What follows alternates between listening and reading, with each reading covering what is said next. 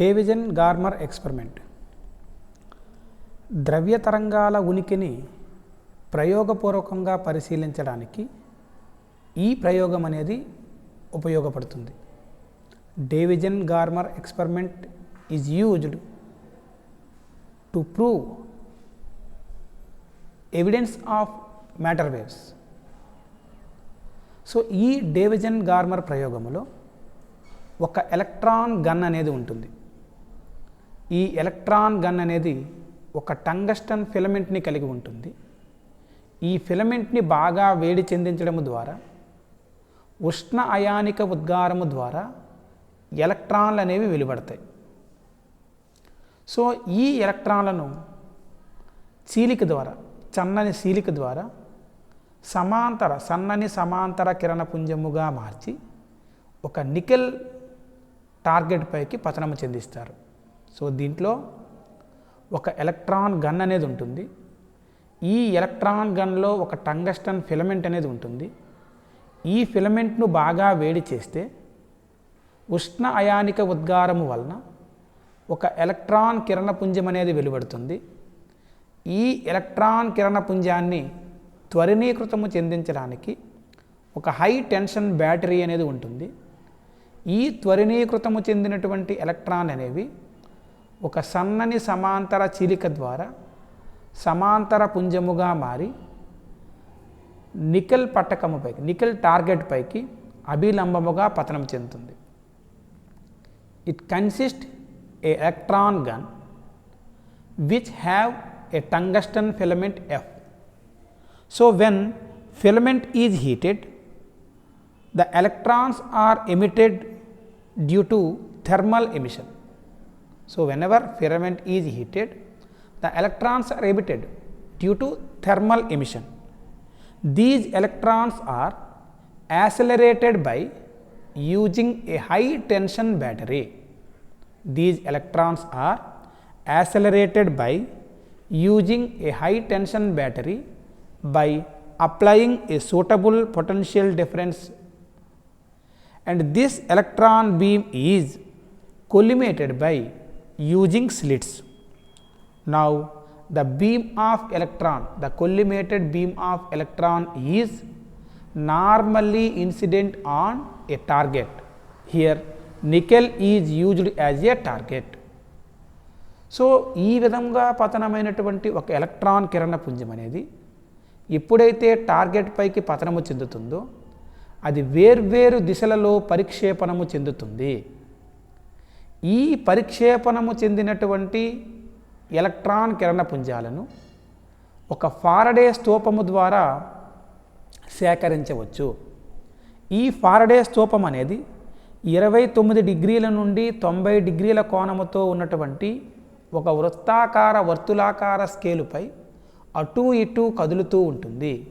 అంటే ఎలక్ట్రాన్ అనేది ఏ దిశలో అయినా పరిక్షేపణము చెందినప్పటికీ ఆ పరిక్షేపణము చెందినటువంటి ఎలక్ట్రాన్ను సేకరించే విధముగా ఒక వృత్తాకార స్కేలుపై ఈ ఫారడే స్తూపం అనేది అటు ఇటు కదులుతూ ఉంటుంది. సో ఈ ఫారడే స్తూపములో ఒక ద్వియుక్తమైనటువంటి 2 గోడలను కలిగి ఉంటుంది. ఈ 2 గోడలు అనేవి ఒకదానికొకటి విద్యుత్ బంధితమై ఉంటాయి. ఎందుకు విద్యుత్ బంధితమై ఉంటాయి అంటే అత్యధిక వేగము కలిగినటువంటి ఎలక్ట్రాన్లు మాత్రమే ఈ ఫారడే స్తూపములోకి చెలించగలవు. ఎప్పుడైతే ఎలక్ట్రాన్లు అనేవి ఫారడే స్తూపములోకి చొచ్చుకుపోతాయో సో అయానం అంటే అయనీకరణము చెందడం వలన ఫారడే స్తూపంలో విద్యుత్ ప్రవాహం అనేది ఏర్పడుతుంది. ఎంత మొత్తములో విద్యుత్ ప్రవాహం ఏర్పడిందో కొలవడానికి ఈ ఫారడే స్తూపానికి ఒక గాల్వానామీటర్ను అనుసంధానపరుస్తారు.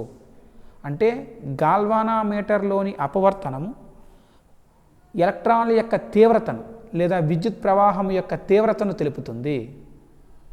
సో ఈ విధముగా గాల్వానామీటర్ ద్వారా వలయములో ఎంత మొత్తములో విద్యుత్ ప్రవాహము జనించిందో కనుగొనవచ్చు. Whenever the electron beam is normally incident on a nickel target, the electrons are diffracted in different directions. These diffracted electron beams are collected by a Faraday cylinder. So this Faraday cylinder is moves on a circular graded scale of 29 to 90 degrees. So in any direction the electron beam is diffracted, the electron beam is collected by Faraday cylinder. This Faraday cylinder consists two walls, two bounded walls, and these two walls are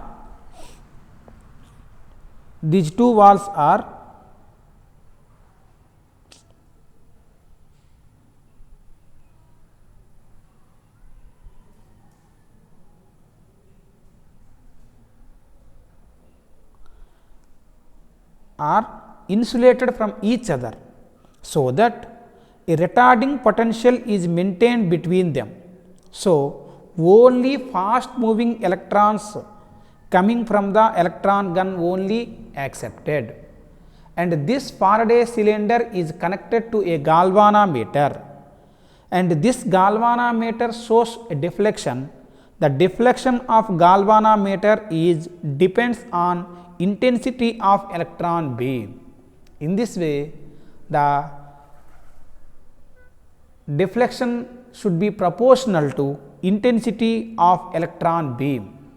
Now we plot a graph between galvanometer current against the angle between incident beam. So here angle is nothing but co-latitude angle. So co-latitude angle means the angle between incident beam and diffracted beam, that is called co-latitude angle. పతన కిరణానికి మరియు పరిక్షిప్త కిరణానికి మధ్య గల కోణాన్నే కో-లాటిట్యూడ్ కోణము అంటారు. So ఈ కో-లాటిట్యూడ్ యాంగిల్కి and గాల్వానామీటర్ యొక్క deflection అంటే గాల్వానామీటర్లో ప్రవహించే విద్యుత్ ప్రవాహానికి మధ్య గ్రాఫ్ గీస్తే పటములో చూపిన విధముగా ఉంటుంది. అంటే ఎలక్ట్రాన్ గన్లో ప్రయోగించే పొటెన్షియల్ను 40 వోల్ట్ల నుంచి క్రమక్రమముగా అంచెల వారీగా పెంచుతూ పోవాలి. సో 40 వోల్ట్లు, 44 వోల్ట్లు, 48 వోల్ట్లు, 54 వోల్ట్లు క్రమక్రమముగా పెంచుతూ పోతూ కో-లాటిట్యూడ్ యాంగిల్కి మరియు గాల్వానా మాపకం చూపించినటువంటి విద్యుత్ ప్రవాహానికి గ్రాఫ్ గీస్తే ఇలా ఉంటుంది. మనం ఇలా పటాన్ని పరిశీలిస్తూ పోతే so V is equal to voltage is equal to 54 వోల్ట్లు and theta is equal to 50 డిగ్రీల వద్ద ఒక మృదు వక్రం అనేది లభిస్తుంది. So we draw a graph between galvanometer current against angle between incident beam. The potential is gradually increases from 40 to 68 volts. So we observe from the graph, whenever the voltage is 54 volts and co-latitude angle is 50 degrees, a smooth curve will be obtained. So theta is equal to 50 degrees, voltage is equal to 54 volts అన్నాం. According to de Broglie సిద్ధాంతం ప్రకారం lambda is equal to h/p and that is equal to 12.26/√v. So ఇక్కడ voltage అనేది 54 వోల్ట్లు కాబట్టి lambda is equal to 12.26/√54 వేస్తే 1.67 ఆంగస్ట్రామ్ అనేది లభిస్తుంది. అంటే డి బ్రోగ్లీ ద్వారా ప్రయోగపూర్వకంగా వచ్చినటువంటి వాల్యూ లాంబ్డా వాల్యూ ఏంటమ్మా అంటే ఎలక్ట్రాన్ యొక్క లాంబ్డా వాల్యూ తరంగదైర్ఘ్యం విలువ 1.67 ఆంగస్ట్రామ్ అవుతుంది. కానీ బ్రాగ్ సమీకరణం నుండి, బ్రాగ్ అనే శాస్త్రవేత్త ఎలక్ట్రాన్ వివర్తనాన్ని వివరించిన శాస్త్రవేత్త, ఎలక్ట్రాన్ వివర్తనాన్ని ప్రయోగపూర్వకంగా ఒక సమీకరణం రూపంలో వివరించిన శాస్త్రవేత్త ఎవరమ్మా అంటే బ్రాగ్ అండి. సో ఈ బ్రాగ్ సమీకరణం నుండి n lambda is equal to 2d sin 90 - θ/2. ఇక్కడ θ means space lattice distance, d is equal to స్ఫటిక అంతర తలాల మధ్య గల దూరం. So d is equal to 0.91 angstroms, θ is equal to 50 degrees, order n is equal to 1. So ఇవన్నీ substitute చేస్తే lambda value 2 into 0.91 into sin 90 minus 50/2. That means 1.65 angstroms. అంటే de Broglie ద్వారా వచ్చినటువంటి value 1.67 angstroms and brag equation ద్వారా వచ్చినటువంటి value 1.65 angstroms. So ఈ తరంగ దైర్ఘ్యం విలువ నియర్లీ ఈక్వల్గా ఉన్నాయి కాబట్టి as the above two values are good in agreement, hence it confirms the de Broglie concept of matter waves. So ఈ ప్రయోగము ద్వారా ఎలక్ట్రాన్స్ అనేవి వివర్తన స్వభావాన్ని ప్రదర్శిస్తున్నవి. ఎలక్ట్రాన్స్ అనేవి వివర్తన స్వభావాన్ని ప్రదర్శిస్తున్నాయి అంటే ఆల్రెడీ ఎలక్ట్రాన్కు కణ స్వభావం ఉంది. ఎలక్ట్రాన్ వివర్తన స్వభావాన్ని ప్రదర్శిస్తుంది అంటే ఎలక్ట్రాన్స్ అనేవి వేవ్ నేచర్ని ఎగ్జిబిట్ చేస్తున్నాయి అని చెప్పవచ్చు. తద్వారా ఎలక్ట్రాన్స్ అనేవి కణ స్వభావాన్ని మరియు తరంగ స్వభావాన్ని ప్రదర్శిస్తున్నాయి కాబట్టి ఇవి ద్వంద్వ స్వభావాన్ని ప్రదర్శిస్తున్నాయి. సో ఎలక్ట్రాన్లు అనేవి ద్వంద్వ స్వభావాన్ని ప్రదర్శిస్తున్నాయి అంటే అవి ద్రవ్య తరంగాలుగా మనం పరిగణలోకి తీసుకోవచ్చు. ఈ విధంగా ద్రవ్య తరంగాల యొక్క ఉనికిని ప్రయోగపూర్వకముగా డేవిజన్ గార్మర్ అనే శాస్త్రవేత్తలు రుజువు చేశారు. So electrons having dual nature. So in this way the evidence of dual nature of matter is experimentally observed by Davidson Garmer. This is the Davidson Garmer experiment.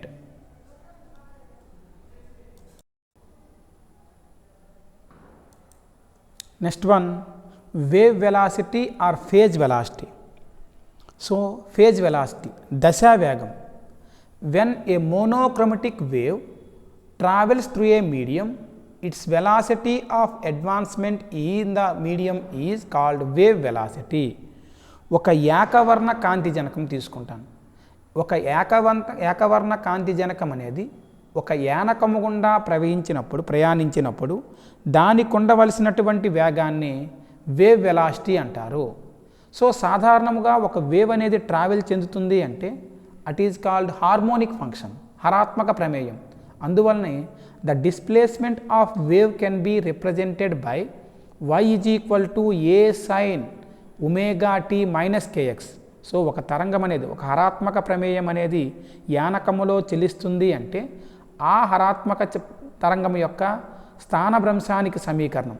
ఇక్కడ y అంటే స్థానభ్రంశం, ఏ మీన్స్ యాంప్లిట్యూడ్ కంపన పరిమితి, omega angular frequency అంటే 2πμ, k means wave constant or propagation constant తరంగ స్థిరాంకము. So ఇక్కడ wave వెలాసిటీని ఏ విధంగా define చేయొచ్చమ్మా అంటే wave వెలాసిటీని v suffix pతో indicate చేస్తారు. And v suffix p is equal to omega by k అంటే the ratio between angular frequency to the wave constant or propagation constant. కోణీయ పౌనపున్యానికి మరియు తరంగ సంఖ్యకు మధ్య గల నిష్పత్తిని ఫేజ్ వెలాసిటీ, దశా వేగము అని అంటారు. సో ఎప్పుడైతే దశా వేగం అన్నామంటే y is equal to a sine omega t minus కేఎక్స్లో ఒమేగా టీ మైనస్ కేఎక్స్ అనేది ఫేజ్ ఆఫ్ వేవ్ మోషన్, దశ, తరంగం యొక్క దశను తెలియజేస్తుంది. ఒకవేళ for planes of constant phase, తరంగం అనేది కాన్స్టెంట్ ఫేజ్ని కలిగి ఉంది, దాని యొక్క ఫేజ్ డిఫరెన్స్ అనేది కాన్స్టెంట్గా ఉంది అంటే omega t minus kx is equal to constant అని రాయొచ్చు. So omega t minus kx is equal to constant కాబట్టి సో దీన్ని మనం డిఫరెన్షియేట్ చేసాము అనుకోండి. సో డిఫరెన్షియేట్ చేస్తే ఒమేగా టీ యొక్క విత్ రెస్పెక్ట్ టు టీతో డెరివేట్ చేస్తున్నాం కాబట్టి టీ యొక్క డిఫరెన్షియేట్ 1 మైనస్ కేని డిఫరెన్షియేట్ చేస్తే dx by dt is equal to 0. So dx by dt is equal to ఏం రాసుకోవచ్చమ్మా అంటే omega by. So dx by d t అంటే velocity, here velocity means wave velocity or phase velocity కాబట్టి phase velocity is equal to omega by కేగా మనం చెప్పవచ్చు. So ఇదే phase వెలాసిటీని మనం ఇంకో విధంగా కూడా డిరైవ్ చేసుకోవచ్చు. So we know that Planck radiation quantum theory, Planck వికర్ణ క్వాంటమ్ సిద్ధాంతము నుండి E is equal to hμ. So E is equal to hμ అంటే mu is equal to E by h and omega is equal to 2πμ. కాబట్టి then omega is equal to 2π mu ప్లేస్లో ఏం రాసుకోవచ్చమ్మా అంటే E/h, అంటే omega is equal to 2π E/h and is equal to mc². So ఇక్కడ ఈ ప్లేస్లో mc² వాల్యూ కూడా సబ్స్టిట్యూట్ చేస్తే omega is equal to 2π mc²/h అని రాసుకోవచ్చు. ఇది angular frequency value. And k means propagation constant or wave constant. So propagation కాన్స్టెంట్కి వేవ్ లెంత్కి మధ్య రిలేషన్ ఏంటమ్మా అంటే k is equal to 2π/λ. So lambda అంటే de Broglie wavelength, lambda is equal to h/mv రాసుకోవచ్చు. సో ఈ 2π/λలో ఈ lambda is equal to h/mv value substitute చేస్తే k is equal to 2πmv/h అవుతుంది. సో ఇప్పుడు మనకి ఫేజ్ వెలాసిటీకి ఫార్ములా ఏం తెలుసు, Vp is equal to omega. So omega value 2π mc²/h into by and k value 2πmv/h. So ఇక్కడ డినామినేటర్లో ఉంది కాబట్టి రివర్స్ అవుతుంది, h/2πmvగా మనం పరిగణలోకి తీసుకోవచ్చు. ఇక్కడ 2π m అండ్ h క్యాన్సిల్ అయిపోతే phase velocity is equal to c²/v అని రాసుకోవచ్చు. అంటే wave velocity is the velocity which the planes of constant phase advances through the medium. So wave velocity is also called phase velocity. Wave వెలాసిటీనే మనం phase వెలాసిటీగా కూడాను మనం declare చేయొచ్చు. అంటే ఒక యానకము గుండా స్థిరమైన దశను కలిగి ఉన్న తలాలు ప్రయాణించే వేగాన్ని దశావేగము అంటారు. సో దశావేగాన్ని ఏ విధంగా డిఫైన్ చేయొచ్చమ్మా అంటే ఏదైనా ఒక యానకము గుండా స్థిరమైన దశను కలిగి ఉన్న తలాలు ప్రయాణించే వేగమునే దశావేగము లేదా తరంగ వేగము అంటారు. దశావేగము లేదా తరంగ వేగానికి సమీకరణం అంటే Vp is equal to omega is equal to c²/v అని రాసుకోవచ్చు. This is the wave velocity or phase velocity. Next one, group velocity. So group velocity is the velocity with which the energy in the group is transmitted. So సమూహ వేగము. సమూహ వేగం అనేది ఒకవేళ ఒక యానకములో తరంగం అనేది అవిచ్ఛిన్నముగా చెలిస్తుంది అంటే సో ఈ యానకములో కణాల గుండా శక్తి అనేది ఒక బిందువు నుండి వేరొక బిందువుకి ట్రాన్స్మిట్ అవుతుంది. అలా ట్రాన్స్మిట్ చేస్తుంది ఏంటమ్మా అంటే ఈ group velocity. Group velocity is the velocity with which the energy in the group is transmitted. And group velocity is also defined as which the group of waves travels is called also group velocity. Group velocity is defined with which the group of waves travels is called as the group velocity. అంటే ఒక కణముతో ఒక చలనములో ఉన్న ఒక కణముకు సంబంధించి de Broglie తరంగ సమూహము యొక్క వేగము లేదా ఆ కణము యొక్క వేగాన్ని సమూహ వేగము అంటారు. సో సమూహ వేగము అంటే ఏం డిఫైన్ చేసుకోవచ్చమ్మా అంటే ఒకవేళ ఒక కణానికి సంబంధించి ఆ కణం అనేది చలనములో ఉంది అనుకోండి, ఆ కణానికి సంబంధించి డి బ్రోగ్లీ తరంగ సమూహము యొక్క వేగాన్ని ఆ కణము యొక్క సమూహ వేగానికి సమానము. సమూహ వేగము or group velocity Vg is equal to ఏ రాసుకోవచ్చమ్మా అంటే d⍵/dk అని రాసుకోవచ్చు. గ్రూప్ వెలాసిటీని V∗G రిప్రజెంట్ చేస్తారు. And group velocity Vg is equal to d⍵/dkతో మనం చూపించవచ్చు. ఇది phase velocity and group velocity. Thank you.